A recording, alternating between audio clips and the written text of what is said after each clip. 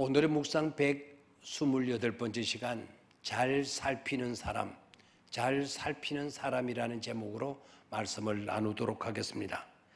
오늘 우리가 묵상하게 될 본문의 말씀은 마태복음 8장 24절, 25절 두 줄의 말씀입니다. 이 말씀을 함께 보도록 하겠습니다. 바다에 큰 놀이 일어나 배가 물결에 덮이게 되었으되 예수께서 주무시는지라 그 제자들이 나와 깨우며 이르되 주여 구원하소서 우리가 죽겠나이다. 제자들은 풍랑으로 인해 두려웠고 무서웠습니다. 죽는 줄로 알았기 때문입니다. 풍랑은 잘 살피고 있었는데 함께 하시고 계시는 주님은 살피지를 못했습니다. 잘 살피는 것이 대단히 중요합니다. 나중에 가서야 주님이 함께 하심을 깨닫고 주님을 깨웠습니다. 죽게 되었으니 살려달라고 예언합니다. 잠에서 깨신 주님은 바람과 제자들을 꾸짖습니다.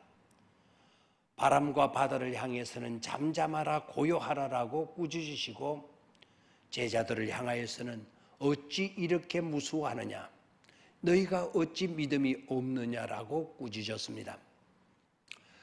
우리는 중요한 행사나 어떤 중요한 약속이 있을 때는 달력을 잘 살펴보도록 해야 한다고 말을 합니다. 달력을 잘 살펴보라고. 달력은 잘 살펴 차질이 없도록 하는 도구입니다. 지금 우리가 쓰고 있는 달력을 만든 사람은 로마 그레고리 교황이라고 합니다. 재미있는 것은 그레고리라고 하는 이름의 뜻은 잘 살피고 있는 사람이라는 뜻이라고 합니다. 잘 살피고 있는 사람, 그레고리입니다. 잘 살피며 살려고 하다 보니까 달력을 만들게 된 것 같은 인상을 받습니다. 사실 우리가 하루하루를 살아가면서 잘 살피고 사는 일은 대단히 중요하며 지혜로운 일이라 할 것입니다. 잘 살피고 살면 안전하고 평안할 것을, 그런데 잘 살피지 못해 중요한 것을 놓치거나 위험한 일을 당한다면 그것은 뼈아픈 일이 아닐 수 없습니다. 잘 살핀다는 것은 대단히 중요한 문제입니다. 오늘 본문의 내용도 같은 메시지를 우리에게 주고 있습니다. 날이 저물 때 주님은 제자들과 함께 배를 타고 바다 건너편으로 가십니다. 그런데 갑자기 광풍이 일어났습니다. 큰 물결이 배에 부딪히고 배는 못이 위험한 지경에 이르게 되었습니다. 큰 위험을 느낀 제자들은 무서움과 불안에 떨었습니다. 그들은 고무래를 베개 삼고 주무시는 주님이 원망스럽다는 듯이 주님을 깨웠습니다. 주님은 일어나셔서 바람을 꾸짖으시고 바다를 향하여 잠잠하라 고요하라 명령하셨습니다. 바람은 그치고 바다는 잔잔하게 되었습니다.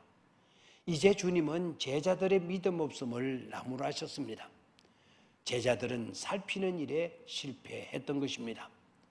함께 하시는 주님을 제대로 알지 못했습니다. 살피는 일에 실패하다 보니 주님을 주님으로 믿는 일에도 실패했던 것입니다. 함께 하시는 주님을 단순히 한 평범한 인간으로 알았거나 아니면 훌륭한 선생 정도로 알았지 우리를 구원해 주실 수 있는 전능자로는 알지 못했던 것입니다. 지금 한 배를 타고 계신 주님이 누구입니까? 육신을 입으시고 이 땅에 오신 하나님, 전능자, 창조주, 주관자이십니다. 이런 주님을 살피지 못하고 자신들 앞에 놓인 문제들에만 사로잡혀 불안과 두려움에 떨고 있습니다. 만약 거기에 계시는 주님을 제대로 살폈다고 하면 오히려 그들은 그날 밤 신나고 멋진 항해를 하게 되었을 것입니다. 오늘 우리는 어떻습니까? 행복한 사람은 우리와 함께 여기 계시는 주님을 분명히 살펴 그의 전능을 알고 믿고 의지하며 사는 사람입니다. 나와 함께 하시는 하나님이 전능하신 분이시기에 내게 부족함이 없으리로다 고백하며 사는 사람입니다. 주님께서 함께 계심에도 불구하고 제대로 살피지 못하여 알지 못하거나 믿지 못하여 두려움으로 사는 사람은 불행한 사람입니다. 인생을 잘 살피며 사는 지혜로운 사람에게는 어떠한 것도 문제가 되지 않습니다.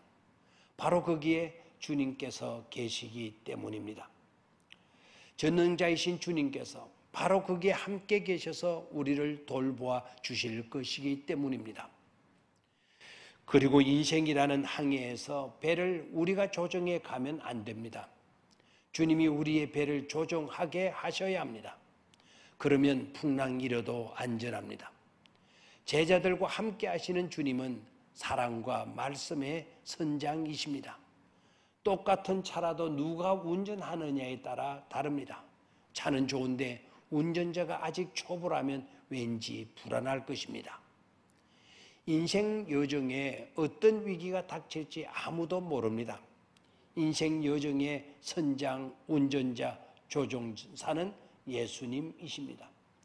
예수님이 조종하시면 안전하고 행복합니다.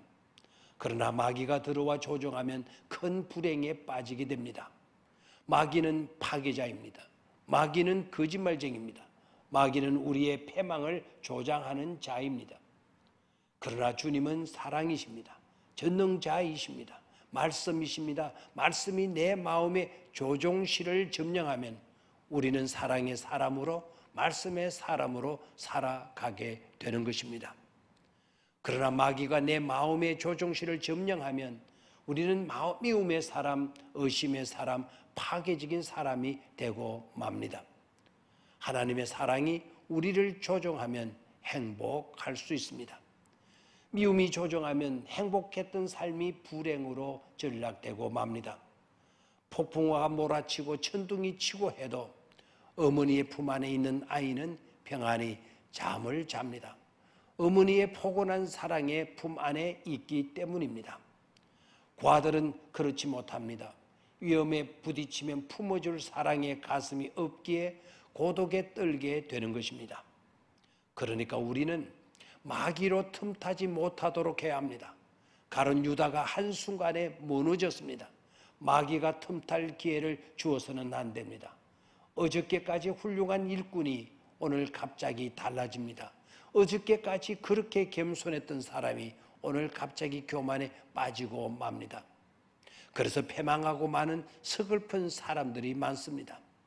항상 주의 깊게 잘 살필 수 있어야 합니다.